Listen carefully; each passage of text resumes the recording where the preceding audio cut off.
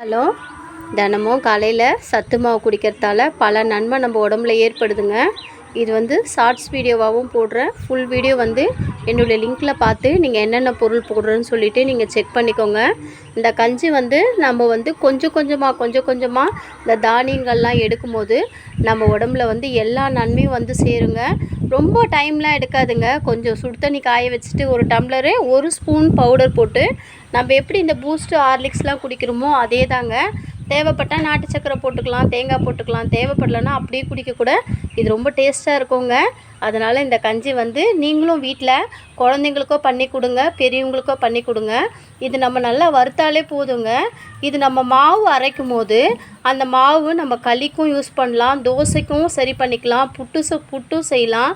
அதுக்கடுத்தது நம்ம கஞ்சியும் செஞ்சு கொடுக்கலாங்க, இட்லி கூட ஊற்றலாங்க. பல நன்மைகள் வந்து இதில் வந்து அடங்கியிருக்குங்க. இப்போ நான் ஒரு தானியமாக சொல்கிறேன், நீங்கள் நோட் பண்ணிக்கோங்க. இங்கே பாருங்கள், குதிரைவாலி அரிசி, மாப்பிள்ளை சம்பா அரிசி, சிகப்பு ராஜ்மா, இது வந்து கேழ்வரகு, இது வந்து கோதுமை, அதாவது சம்பா கோதுமை, இது திணை அரிசி, குதிரைவாலி அரிசி, மக்காச்சோளம், கருப்பு கவுனி அரிசி, கொஞ்சமாக உடைச்ச கடலை, மாப்பிள்ளை சம்பா, கேழ்வரகு, பச்சை பயிறு,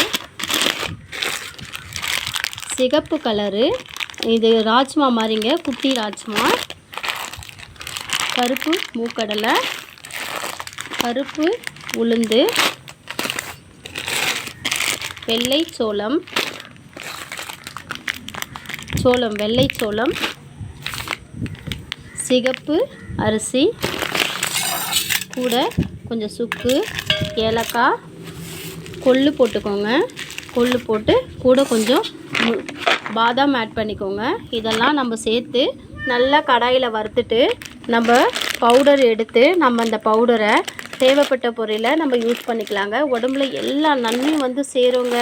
இது கண்டிப்பாக நீங்களும் செஞ்சு உங்கள் குழந்தைங்களுக்கும் கொடுங்க. சுகர் பேஷண்ட்டும் இதை சாப்பிட்லாங்க. எந்த ஒரு சைடு எஃபெக்ட்டும் கிடையாதுங்க. ஹார்லிக்ஸ் பூஸ்ட் எல்லாம் தூக்கி போட்டுட்டு இந்த மாதிரி சத்தான உணவுகளாக எடுத்துக்கோங்க. எல்லாமே நன்மைக்கே.